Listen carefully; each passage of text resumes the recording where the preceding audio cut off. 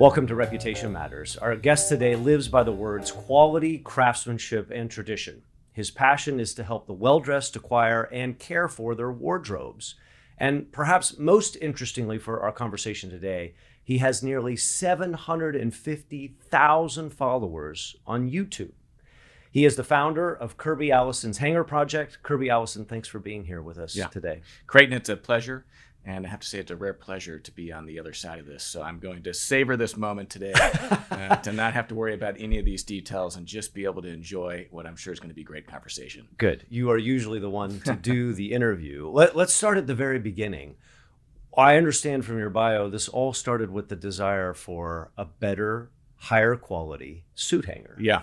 I joke that, I wasn't smart enough to do anything other than just what it is I loved. Yeah. And, that's kind of what led me to starting what originally was the Hanger Project. I've always been passionate about, what now, we describe as quality, craftsmanship, and tradition, but the idea that you could have something made by hand the way that it's always been made, like that nostalgia, just was always interesting to me. And so that led me, to, kind of an area of menswear, classic menswear, where men were going to tailors to have suits made, shoemakers to have shoes made, shirt makers for their shirts.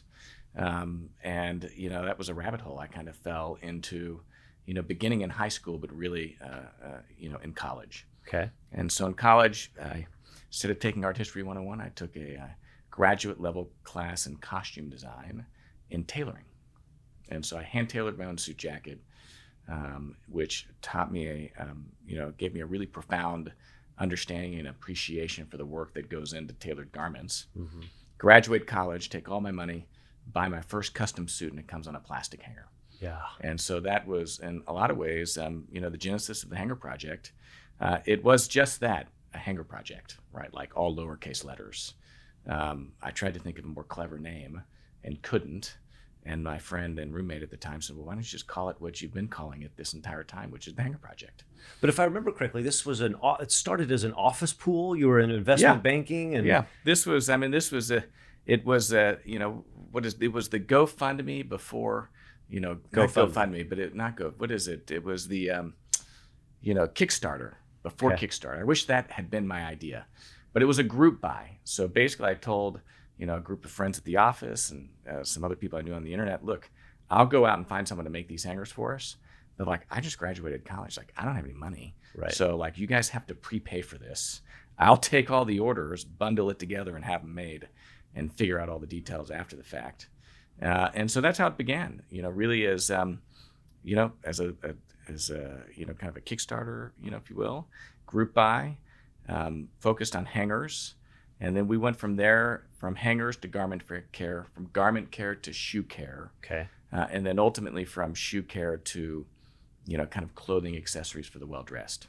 And cigars as well. Well, and cigars, which has become a massive, in many ways, completely unexpected cornerstone of the channel. Mm-hmm. I mean, I tell people that, I'm fortunate because, I really do what I love at work, because the company, KirbyAllison.com, really is a manifestation of me and my interests. Mm-hmm. And so I've always enjoyed smoking cigars, and we started filming some content for the YouTube channel with some friends of mine in London that own a store called Davidoff of London. Uh-huh. And it just kind of exploded, and it's become, a primary cornerstone of the content that we film on YouTube. So let's back up for a second. So you pointed out rightly that it's transitioned from Kirby Allison's Hanger Project to Kirby Allison. It's just Kirby Allison. Right. What was Hanger Project, and then Kirby Allison's Hanger Project, and then finally we dropped the Hanger Project. So as a business perspective, did it start as an online retail? Yeah. It was always exclusively an online retailer.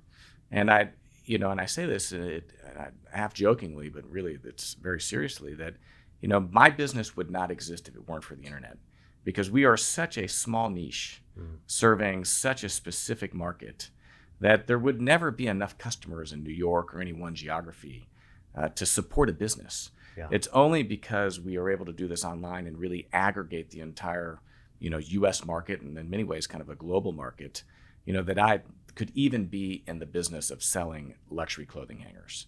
Mm-hmm. it's one of the great beauties and virtues of the internet is its ability, to aggregate markets and reach wide audiences. So yeah, it's really always been an online business. We have a warehouse now in Dallas in the design district, and very reluctantly we added a will call option. And surprisingly, we have a lot of people that actually come into the office to pick up orders, and we're actually looking into the possibility of creating kind of a small physical retail space, to allow us to, kind of provide a kind of in-person limited shopping experience for those interested in stopping by. So the decision to jump into the YouTube universe, if you will, how early on was that, and how did you make that decision? Yeah, so I'll take you back. So whenever we added shoe polish, we picked up a brand of shoe polish from France called Saphir, right? And in the United States, the kind of the tradition of polishing one's shoes was really limited to a tin of Kiwi shoe polish. Right. Like, that's it. Literally one tin.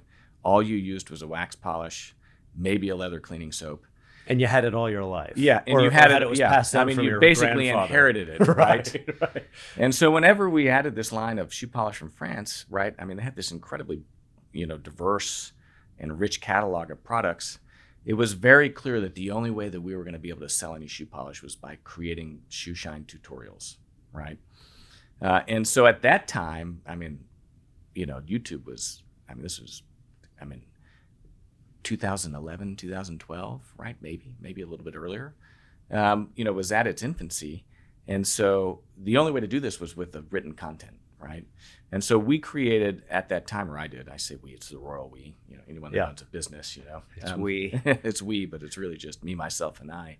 But, I created shoe care tutorials, blog posts essentially, that, ultimately aggregated to probably the largest collection of shoe shine tutorials available on the internet. And so from a Google SEO perspective, that drove a ton of business and really was what allowed us, to create a pretty significant, revenue stream selling shoe polish to people that, had no idea how to shine their shoes. At some point we kind of limited out on that, right? In terms of what we could do. And so YouTube was kind of that next step of like, well, why don't we try filming some shoe shine tutorial videos? And so that was the beginning of YouTube, was taking those shoe shine tutorials that we had written and filming it. And, so first it was shoe shine tutorials, and then it was like, well, I've got a friend that's a tailor that's coming into town. Why don't we film him measuring me for a suit, right? And so it just kind of evolved through, these kind of really personal experiences that I was having, kind of as I encountered them. And, getting into the cigars, to kind of take it back to kind of where we were originally, was never a very concise or specific strategy. It was more of just kind of a spontaneous, like, well, I'm enjoying this. Why don't we film and see what happens? Yeah. It's really kind of connected. So how many videos now, some 10, 11 years later? Yeah, well, we have surpassed the 1,000 video mark. Wow. Right. It's been 7 or 8 years. And, as they say, an overnight success, Overnight success. Yeah, overnight 7, 8 success. years. Yeah. But it's been interesting to kind of see the channel build momentum. We're about to hit 750,000 subscriber, which is a pretty substantial, audience now. We'll produce anywhere between 5 and 10 million views a month. And it's completely changed my business. It's transformed everything about the business. My biggest challenge whenever we first started was, how do I scale a business that is so niche oriented? How do I produce demand? And, you've got people searching for you on Google, but how many people are searching for wooden hangers and shoe polish? Like, nobody, right? Yeah. And so, we did some early days PR, but at a certain point, like, you've done all the press. Right. Right. So how do you continue to get in front of a new audience in order to, to market your business and produce demand? And YouTube, now in retrospect, looking back, has really been, incredible. And I think today as a platform, is, is the single most powerful platform for people that are looking to gain visibility is YouTube. Would you say that YouTube pushes more people to your business, or your business online pushes more people to YouTube? So, I mean, it's a great question, right? There's no question that YouTube is our single largest source of customer acquisition. And YouTube has surpassed Google search as our largest source of customer acquisition. And, people didn't know who Kirby Allison was 5 years ago, right? Because he was nobody, right? It was like some kid in Dallas, selling hangers and shoe polish. By virtue of the YouTube channel and, the audience that we've been able to build, I mean, it's like, I can, barely walk down the street in London without 5 or 6 people, recognizing, me and our work. So YouTube has changed everything. I have to ask you about that. Well, when they stop you, what do they say? Do they ask you for your autograph? Well, I haven't had any, a lot of selfies. Yeah.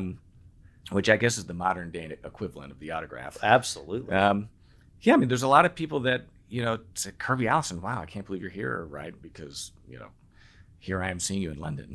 It's like, and it's a little surreal, I guess. I mean, it's taken a little bit of time to get used to.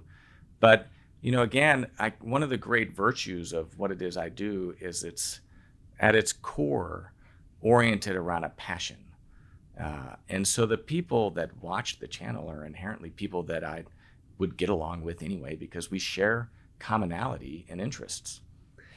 Let's talk a little bit about your content choices. So, as you mentioned, some of the videos that, I still watch, how to protect suede shoes, for example, shorter, more tutorial. And then you've done some of these long series where you've traveled.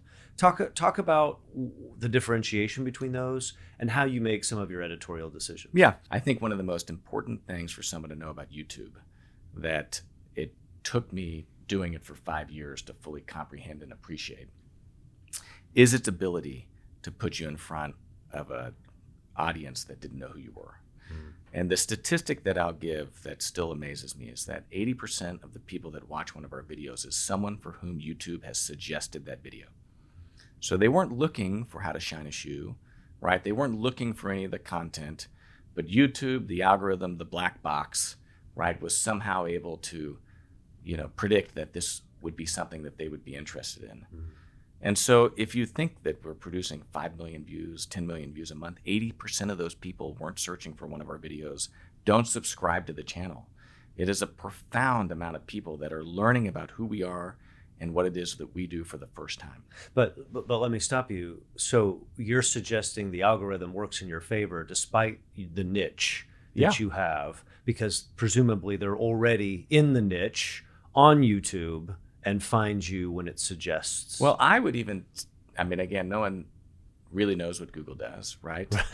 But I think one of my favorite comments, right, and this is in some ways, what's the word? It's I think representative of this, is that, it's 2 a.m. and I have no idea why I'm watching this shoe shine tutorial, but it's amazing, right?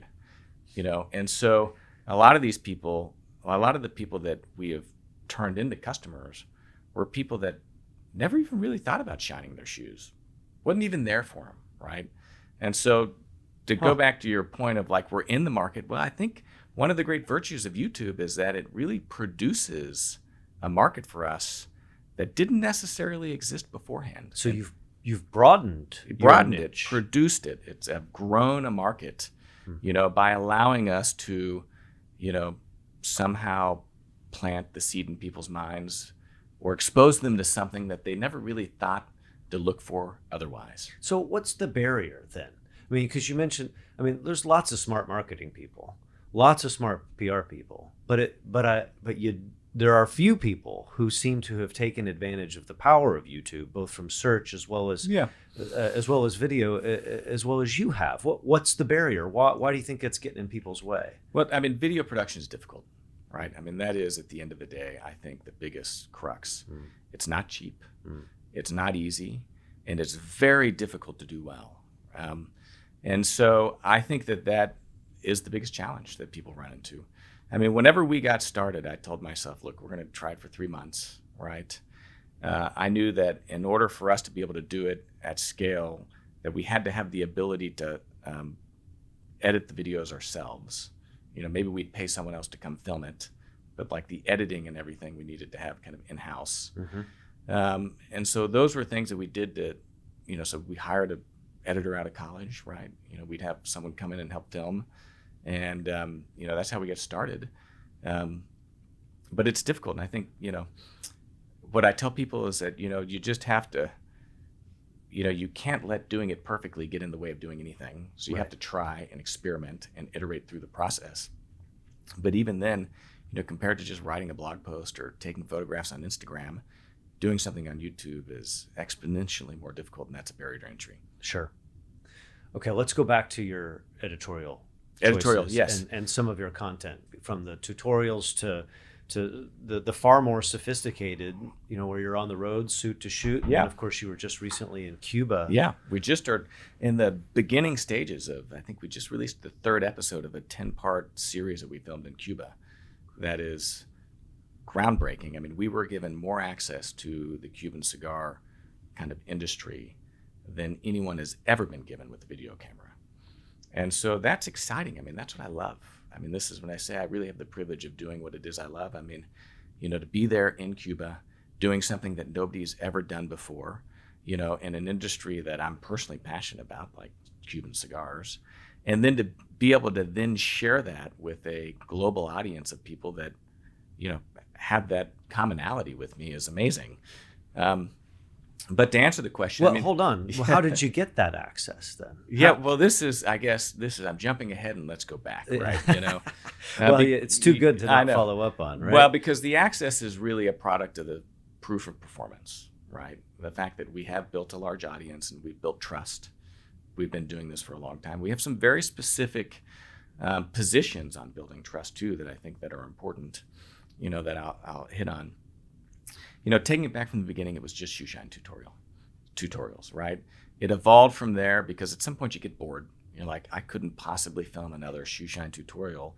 Otherwise, I'm not going to wake up and go to work, right? Because you've done all of them. Well, and the format was relatively simple, right? Simple. So maybe 2-camera shoot. You're at a desk with a set. I mean, we probably were 1 camera to begin, right? I mean, but you're right. Relatively simple, 1 or 2 cameras. Very unsophisticated, right? But nice, high quality. But nice still. enough. I mean, we always seek to push, the quality level, right? But it's a product of where you are, right? So like at that moment, we were filming the best content we could, but we were always learning, right?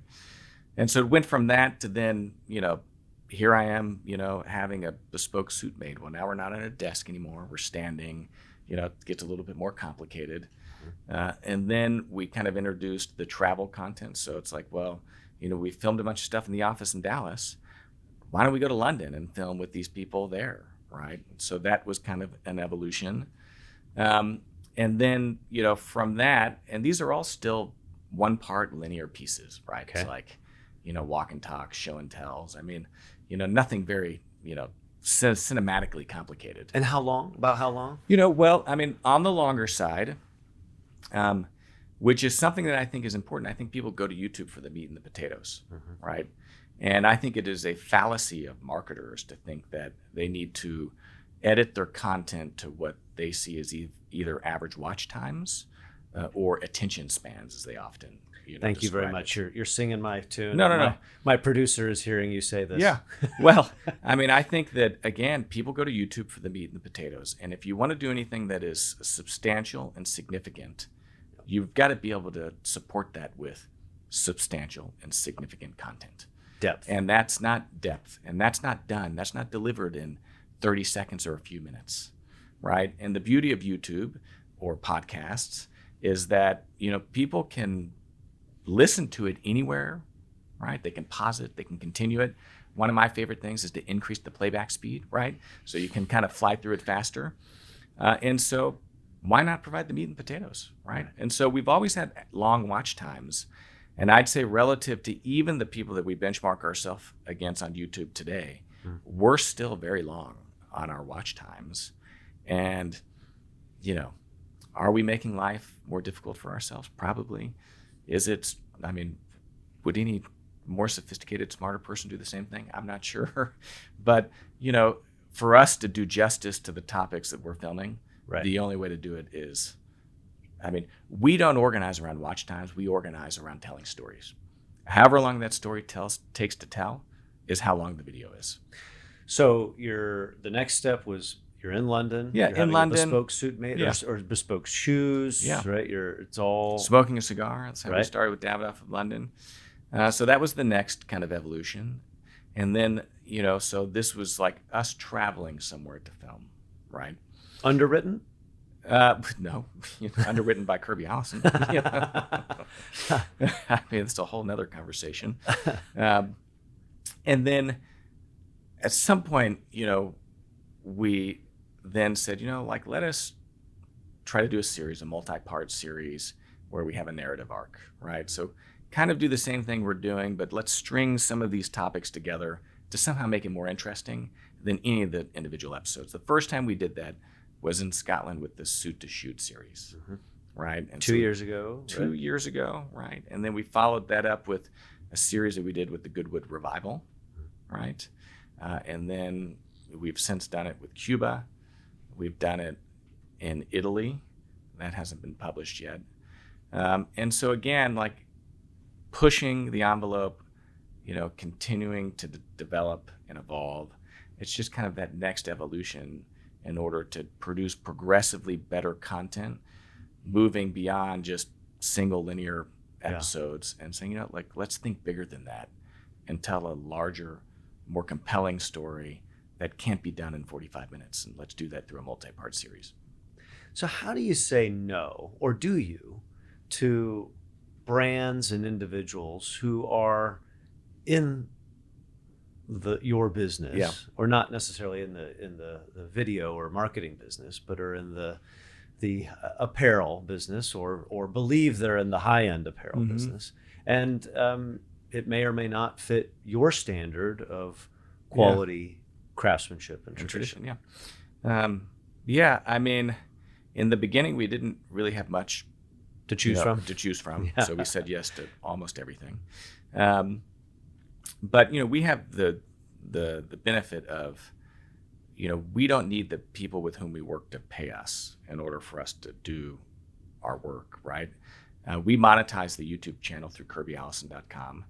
The YouTube channel really is in some ways kind of a marketing line item, right? And so that allows us to be pickier, right? And choosing with whom we work. So we're not going to film with someone that, doesn't somehow enhance our brand or align with our quality position, right? And so we have a lot of people that want us to film with them that we won't film with because it just wouldn't be consistent with where it is I'm trying to position, Kirby Allison in the marketplace.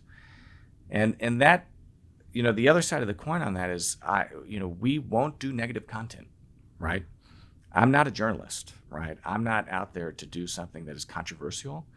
And I feel like I have a moral responsibility to not jeopardize other people's livelihoods. And so, we have a lot of people that would like us to film content with that, that I couldn't necessarily stand behind or find anything really positive to say about.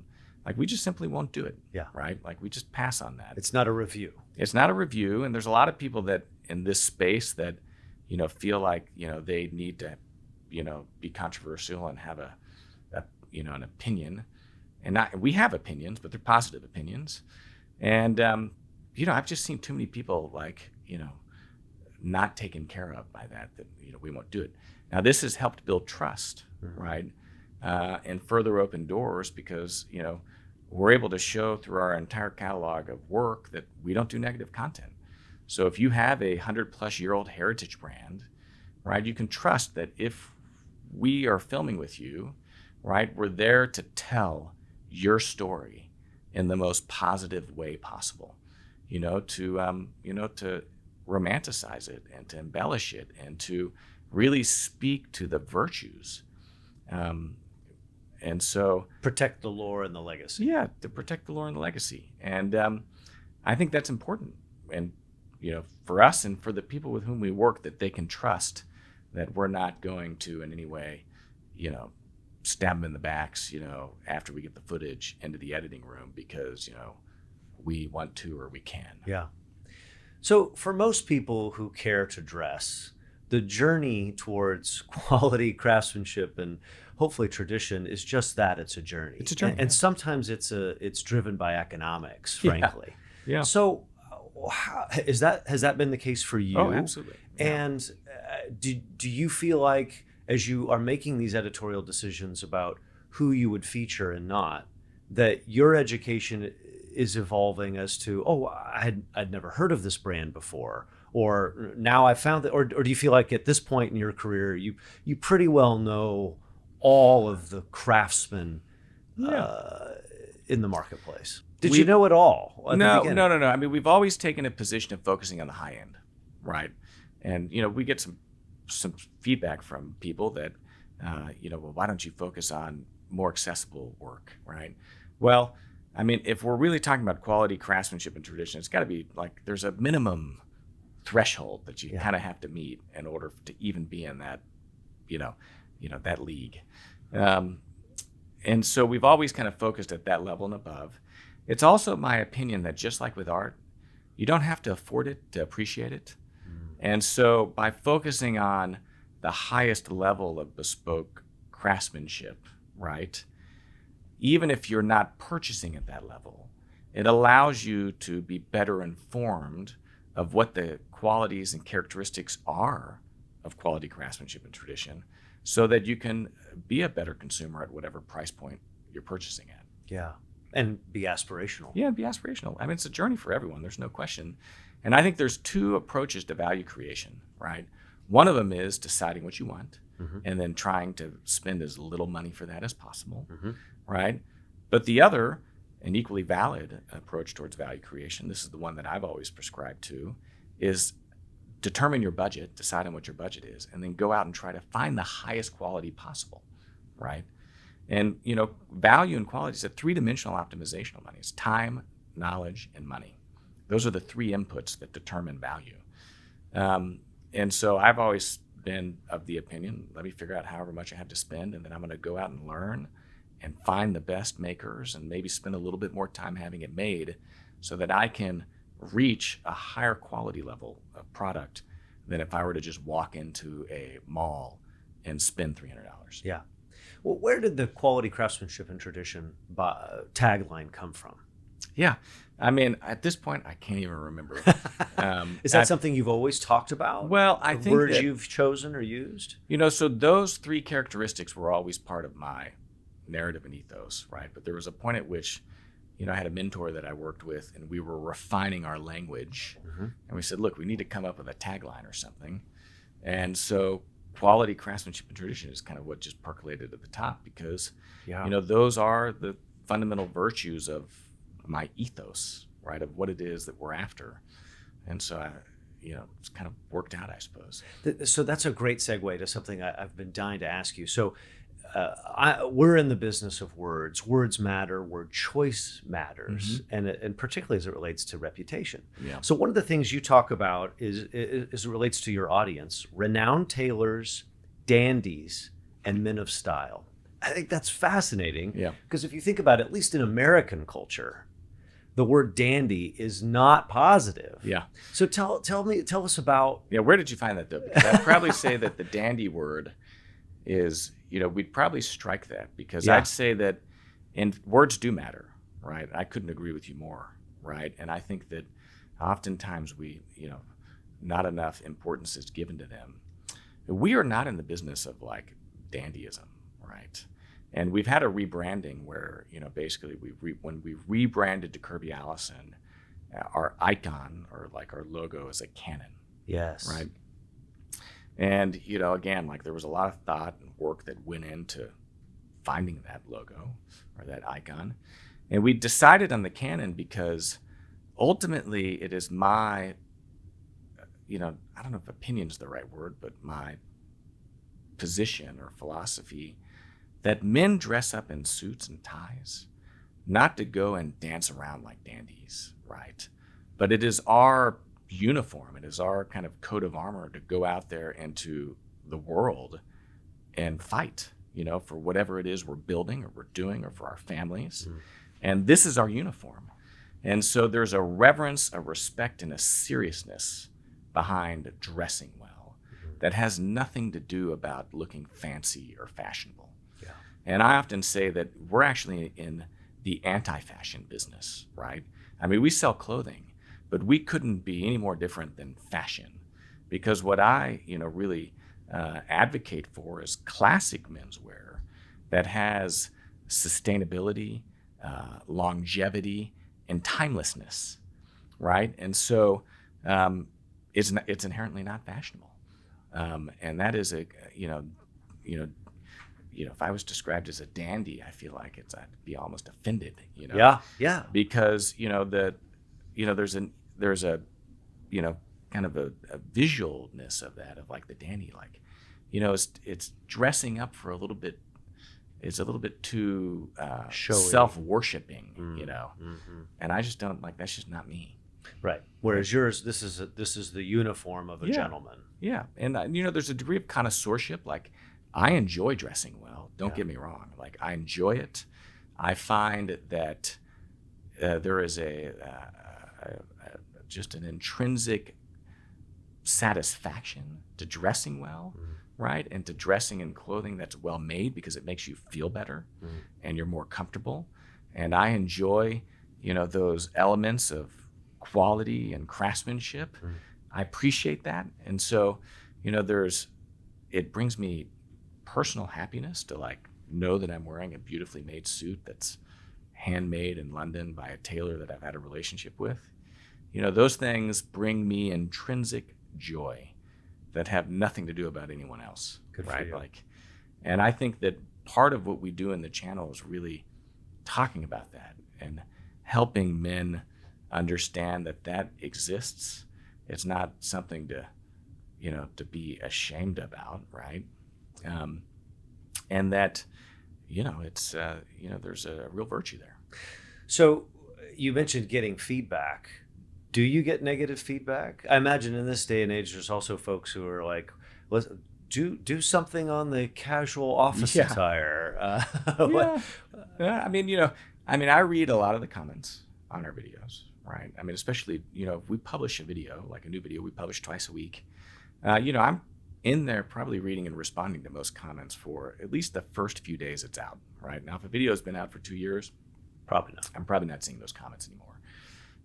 And so, yeah, I mean, whenever you put so much of yourself into something, right? And, the YouTube channel is an expense for us. Like, we don't make money on the YouTube channel, right? In some ways it's charity, right? Because we film with people that make more money off the videos that we film for them than we do, right? And it changes a lot of people's lives, I mean, especially now at this scale. I mean, whenever we film with a bespoke tailor that's had no marketing, I mean, the video can really have a profound impact, on their business, which is a joy for me, right? To be able to, to give that, or to support, the people that, I think are worth supporting. And so whenever you give so much of yourself to something, and then like, you read these YouTube comments of like people like tearing you to pieces, like, yeah, I mean, sometimes I take it personally. Well, why wouldn't you? I mean, and as a small business owner, everything's personal, right? Exactly. Right. No, I completely understand. So I have the pleasure of knowing you personally, Yeah. and have always enjoyed our friendship. But I want to ask you, do you feel like Kirby Allison, the person, is the same? You've talked about the things that you love and how that's manifested itself into your business. But is Kirby Allison, the person, the same as Kirby Allison, the brand, and the individual I see on your YouTube channels? Yeah. And if so, or if not, what's the difference? Yeah. Well, I think that was one of the largest challenges for me in the development of my business, was in some ways divorcing or disassociating Kirby Allison, the brand, from Kirby Allison, the person, right? I mean, it was that hurdle is what I had to get over in order for me to even add Kirby Allison to the company name, because it just felt so conceited to like, well, why would I call it Kirby Allison? Like, it's just not me, right? But ultimately, with help and with, and, prodding and, and it probably still took too long, I really, was able to begin to understand that, Kirby Allison in some ways is an ideal, right? I mean, it is me, right? But Kirby Allison, the brand, and like Kirby Allison, the YouTube personality, right? Is not exactly the same person that Kirby Allison is in the flesh, right? So Kirby Allison on YouTube, you'll never see him wearing shorts, a t-shirt, right? I mean, like he's dressed a certain way, and that is certainly how you see me dressed most of the time. I was gonna say I've seen you in shorts, never in a t-shirt. But it's not to say that like, I don't wear shorts and t-shirts whenever I'm hanging out with the kids. Sure. So, I've had to, and I think that that's also important because like, one of our first videos, I remember, I think maybe we've since removed it. It was like me in a pair of jeans, unshaven, with a button-up shirt with no tie. And, my mentor at the time was like, that's not Kirby Allison. Like Kirby Allison is in a suit and tie and a white shirt, and it's the only way he should ever be seen. Right? Wow. And so, it took me a while to be like, yeah, like that, who it is that I'm representing is this ideal of myself, on the channel. And that only comes a certain way. And like to be not rigid, but to be, to have in some ways the courage to take the position. Disciplined. And the discipline to take that position, has been something that has taken years to really kind of grow. How did that play into the decision? You mentioned the brand change. You talked about the logo, but from going from Kirby Allison's Hanger Project to Kirby Allison or KirbyAllison.com. Yeah. What was the process there? So whenever we started the YouTube channel, I think it was maybe Hanger Project in the first few days, but very soon after that, we changed the name of the YouTube channel to Kirby Allison because the YouTube channel was me. It was Kirby Allison. Like that felt natural, right? And then ultimately for the business, it kind of was like the tail that wagged the dog, right? I mean, we had this massive presence on YouTube under Kirby Allison, and then we were still calling the business Kirby Allison's Hanger Project, and 3/4 of our revenue had nothing to do about hangers. And so at some point, and again, we probably waited too long, it just became silly. And so in that way, it was a pretty easy decision, but it was one that, we probably were, or I probably was too slow to make. Yeah. What advice would you give someone who wants to delve into YouTube and the world of video? If they were just getting started, maybe what would you do differently if you were starting out now? Yeah. It's a question that we receive. I mean, I would encourage people to do YouTube, right? I mean, so long as they've got something that they have to say. I think it is one of the most profound, meaningful, and powerful platforms that, we've seen in the last, decade. It's incredible. Your ability to, get in front of people that were never looking for you is unmatched. And so I'm highly encouraging of people to do it. My advice is, you just have to start somewhere. And so don't let this idea or the fear of not doing it right stop you from doing anything. I mean, there are professionals such as yourselves, that you can hire to help you, right? And so reach out for help and support, if you can afford it. But if not, you just have to say, we're going to try it and see what happens. Yeah. I think that, investing in some cameras is important, and, trying to spend as much money as you can afford to spend in equipment will, help make whatever you do in the beginning better. One of my favorite sayings is don't let the good get in the way of the perfect. Yeah, absolutely. Right? Or no, I think it's just the opposite. Don't let the perfect get in the way of good. Yeah, I know. Yeah.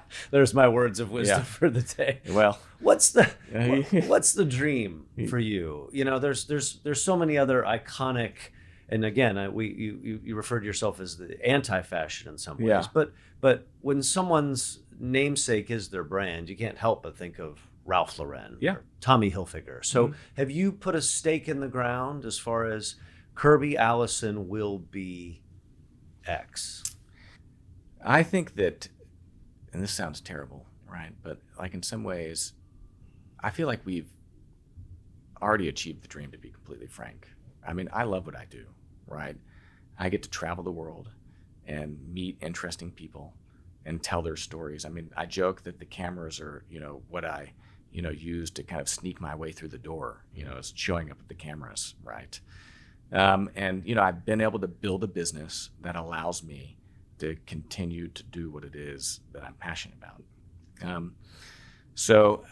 I don't really see, I look to the next 5 to 10 years, like it's not really doing anything that's fundamentally different. It's really scaling it and doing it at a higher level, right? So, like now we publish on YouTube, I'd love to be able to have larger budgets and bigger crews and do something that's published on Netflix or, to a larger distribution audience. I'd love people to actually pay us for the work that we do. YouTube gives us no money, barely. And, a lot of these big brands, think that, you should be privileged to do it for them. Uh-huh. And I feel like oftentimes what they don't understand is it is expensive. There's a limit to how much that we can afford to spend, right? Of course. And so, to the extent that we have someone helping subsidize the work that we're doing is, for them to really see that it is allowing us to do a better job telling, hopefully, a story that's meaningful and valuable to them. Yeah. But of course, having sponsors has its downside also, right? I mean, I know you're not an editorialist, you're not a journalist, but you also don't want to be bought and paid for. Well, and I think that that's, kind of a tightrope that we have to walk, right? Which is that, we don't want to be bought and paid for. Like, I mean, we do, maintain a certain degree of like editorial independence, right? But at that same time, we're doing this because we want to, not because we have to. And if we are telling a story, we're okay, for the brands, or the people with whom we work, having influence in how it is that we language that and tell it. So long as that it's not misrepresenting anything, right, or inauthentic, right. And those would be pretty, strong red lines for us, right? And if we found ourselves in a position where someone was asking us to say something that we felt would misrepresent the authenticity or the truth, we would probably just, not just maybe, I mean, if not out, is just to not talk about that.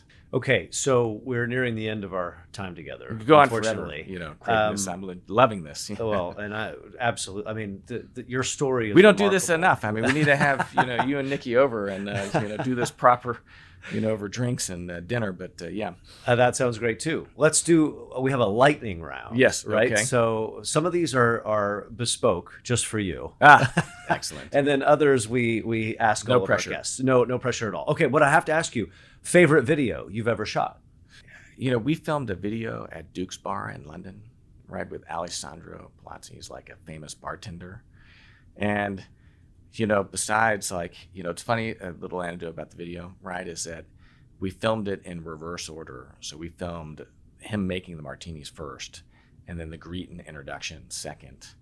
And if you have a keen eye, you'll see that, as I walk in to greet Alessandro in the beginning of that video, I'm probably already a little bit tipsy. A little friendlier than you might have been. And it just was one of those moments to be able to film there with Alessandro. He's like a world famous bartender at my favorite bar in the entire world.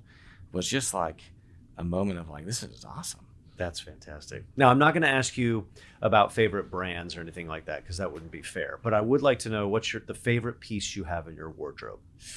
Gosh, it's another impossible question. I find that my favorite piece, in many ways, is always the most recent thing that's been made. And in this case, it is. Well, I mean, I'm wearing my Kent Haste, bespoke suit. This is, a beautiful Kent Haste tweed and nice plush brown flannels, and it's perfect for the weather outside today. And it's one of the first, kind of bespoke items I had made in London. And we had an incredible series that we filmed with Kent Haste. We called it our double bespoke commission because wonderful. There were 2 cutters and each made one thing, and it was again one of our most popular series. And so, you've given me lots of advice over the years. What's a fashion faux pas that you are also guilty of? Sometimes not dressing truly appropriately for the environment or the occasion. And in my case, that often means I'm way overdressed. Sure.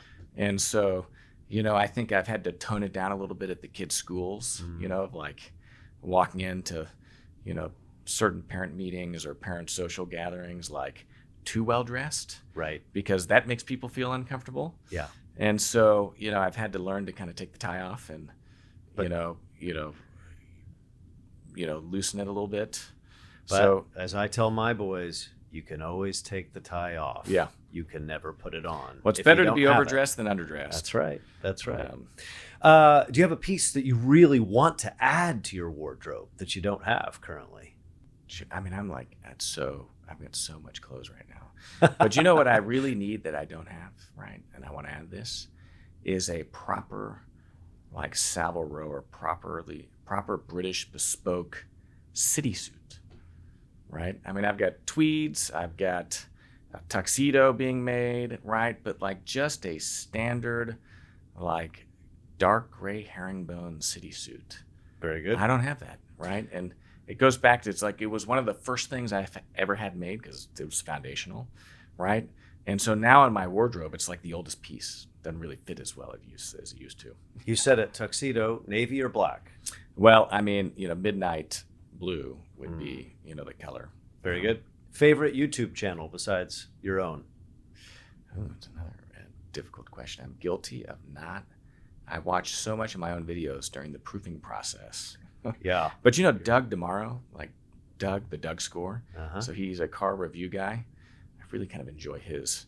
He has a saying. It's like, the corks.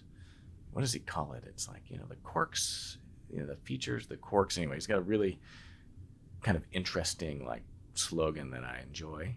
And he does great car reviews. I enjoy cars. All right. You've had some fantastic travels. Name a country you haven't been to but really want to go to do a video.